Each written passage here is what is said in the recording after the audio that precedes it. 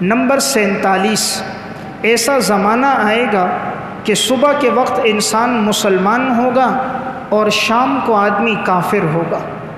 صبح کو آدمی مسلمان ہوگا اور شام کو آدمی کافر ہوگا۔ رسول اللہ صلی اللہ علیہ وسلم نے ارشاد فرمایا، بادروا بالاعمال فتنا، تم اعمال میں جلدی کرو فتنوں کے آنے سے پہلے پہلے، کقطع اللیل المظلم، اور یہ فتنے اندھیری رات کی طرح تمہارے اوپر آئیں گے۔ یصبح الرجل مؤمنا، صبح ایک آدمی مسلمان ہوگا، ویمسی کافرا، شام کو کافر ہو جائے گا۔ او یمسی مؤمنا ویصبح کافرا، صبح مسلمان ہوگا تو شام کو کافر، شام کو مسلمان تو صبح کافر۔ یبیع دینہ بعرض من الدنیا، انسان اپنے دین کو دنیا کے ساز و سامان کی وجہ سے فروخت کر دے گا۔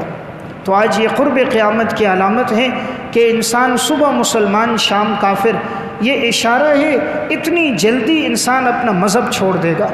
یعنی مذہب کی کوئی اہمیت نہیں ہوگی کہ دولت کی وجہ سے کوئی باہر کا ویزا دے دے گا وہ اسلام چھوڑ دے گا، دوشیزہ سے شادی کی فرمائش ہو گئی وہ دین چھوڑ دے گا، کوئی گاڑی دولت پیسہ مکان دے دے گا وہ اسلام چھوڑ دے گا۔ یعنی دین کی اہمیت نہیں رہے گی، دنیا کی اہمیت ہوگی۔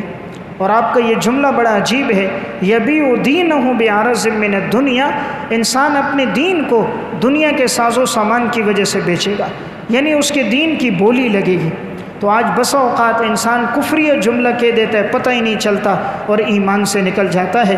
اس لیے اس فتنے کے دور میں ہمیشہ دعا کرنی چاہیے اللہ خاتمہ ایمان پہ کرے، کہ اللہ ایمان کی نعمت نہ لے، مرتے وقت اللہ کلمہ پڑھنے کی توفیق عطا فرمائے۔